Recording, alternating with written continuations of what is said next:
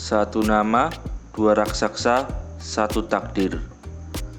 Pernahkah kamu mendengar kisah dua raksasa? Satu dari barat dan satu dari timur, yang bersatu demi satu tujuan mulia, menentang dunia yang berubah terlalu cepat. Mereka bukan hanya membuat ponsel, mereka menciptakan gaya hidup. Sony Ericsson bukan sekedar merek, ia adalah bagian dari masa muda. Dari foto pertama di ponsel hingga lagu pertama yang kita dengarkan lewat Walkman pun, semua pernah dimulai dari sini. Tapi seperti legenda lainnya, setiap kisah besar memiliki akhirnya.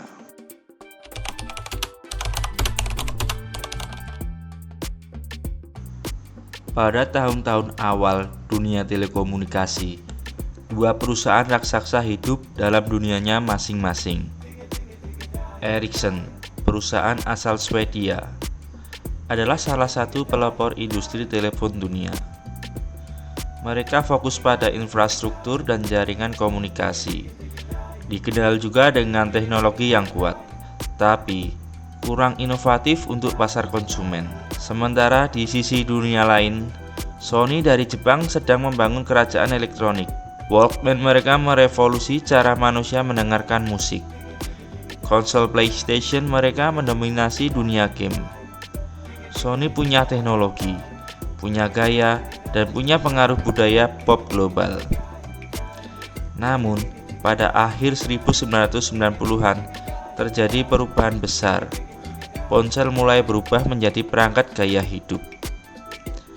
Ericsson mulai tertinggal di pasar ponsel konsumen. Penjualan mereka anjlok. Sony juga ingin masuk lebih dalam ke pasar ponsel, tapi tak punya pengalaman di infrastruktur. Dan dua kekurangan itu muncul sebuah aliansi.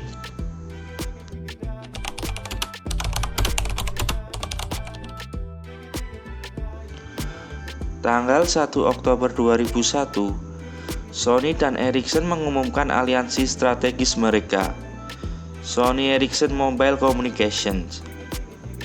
Merek baru ini akan menggabungkan keahlian teknis Ericsson dan kekuatan branding serta desain Sony.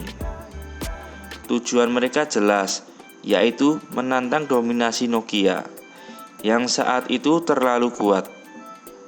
Aliansi ini terasa seperti harapan baru, dua raksasa satu tujuan, yaitu mengubah cara dunia melihat ponsel. Dan dari sinilah keajaiban dimulai.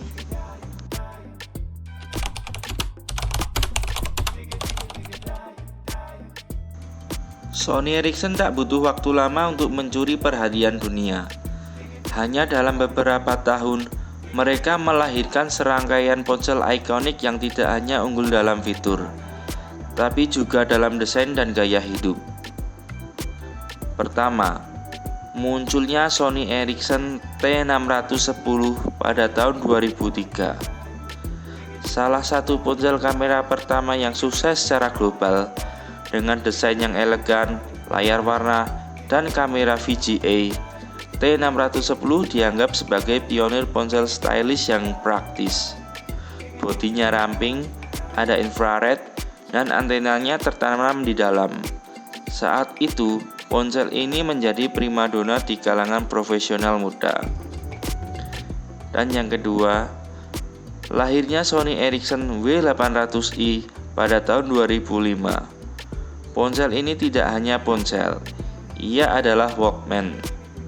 Hadir dengan desain khas jingga putih, W800i ini membawa pengalaman musik digital ke dalam genggaman. Dengan memori 502 MB, tombol musik terdedikasi, dan kualitas suara jernih, banyak orang menyebutnya sebagai iPod killer.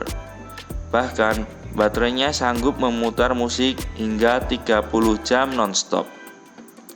Dan yang ketiga, Sony Ericsson K750i dan K800i pada tahun 2005 sampai 2006. Inilah seri Cybershot yang menjadikan ponsel sebagai kamera digital berkualitas. K750i hadir dengan kamera 2 megapiksel, sedangkan K800i tampil dengan 3,2 megapiksel, autofocus, dan flash xenon. Kualitas fotonya menyaingi kamera saku. Tak sedikit orang yang mulai meninggalkan kamera digital karena ponsel ini. Tak hanya fitur, Sony Ericsson juga unggul dalam desain.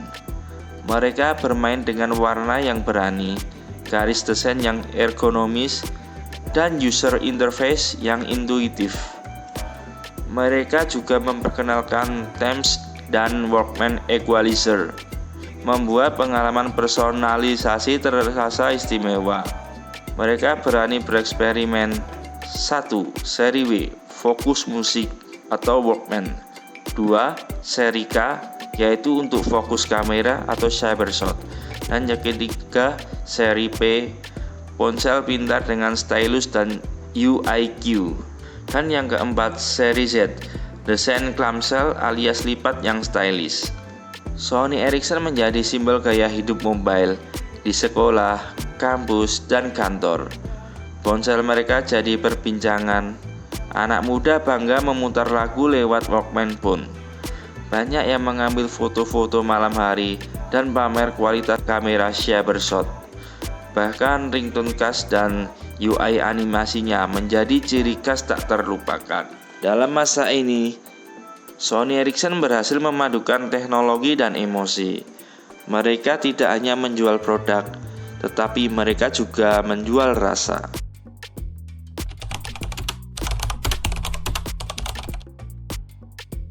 Namun, pada tahun 2007, segalanya berubah.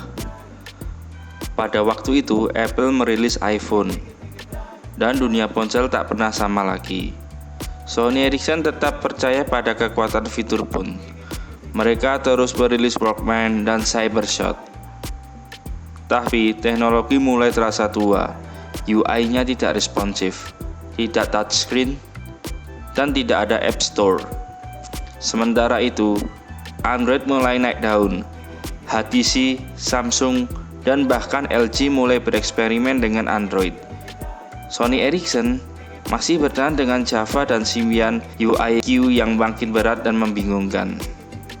Di balik layar, ketegangan muncul antara tim Sony dan Ericsson. Strategi mereka tidak sejalan.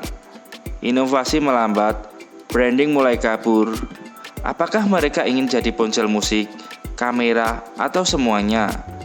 Penjualan pun mulai menurun.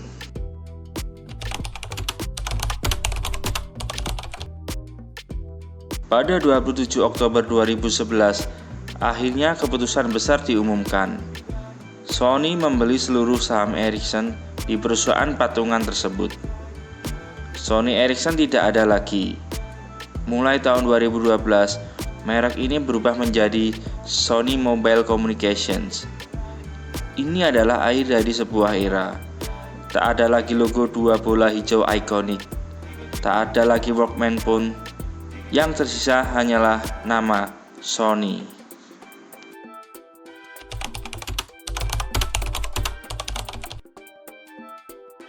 Sony mencoba melanjutkan perjuangan lewat seri Xperia. Mereka mengadopsi Android, menyempurnakan desain, dan bahkan sempat bersaing di jajaran ponsel flagship. Xperia Z, Xperia Z1, Xperia XZ, semua memiliki kamera canggih dan layar tajam. Namun, Sony Mobile tidak pernah benar-benar pulih. Penjualan mereka terus kalah dari Samsung, Apple, dan kemudian merek-merek Cina seperti Xiaomi dan Huawei. Sony Mobile akhirnya mengundurkan diri dari banyak pasar global, termasuk di Asia Tenggara. Tapi warisan Sony Ericsson tetap hidup, di dalam desain, di dalam suara, dalam kenangan jutaan pengguna.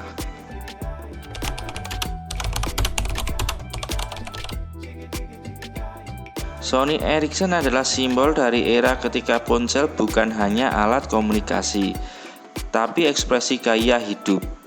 Sebelum ada smartphone canggih, sebelum ada kamera 200 megapiksel, kita semua pernah kagum hanya dengan bisa memotret atau mendengarkan lagu di genggaman tangan. Hari ini mungkin mereka telah hilang, Tapi bagi mereka yang pernah menggunakannya, Sony Ericsson akan selalu hidup dalam memori, dalam nostalgia, dan dalam cerita. Terima kasih sudah menonton sampai akhir. Jika kamu suka dengan konten seperti ini, jangan lupa like, komentar, dan subscribe agar kamu tidak ketinggalan kisah-kisah teknologi besar lainnya. Nantikan video selanjutnya karena sejarah belum selesai kita gali, dan di balik setiap tombol, layar, dan logo ada cerita yang menunggu untuk dibuka kembali. Sampai jumpa di episode berikutnya.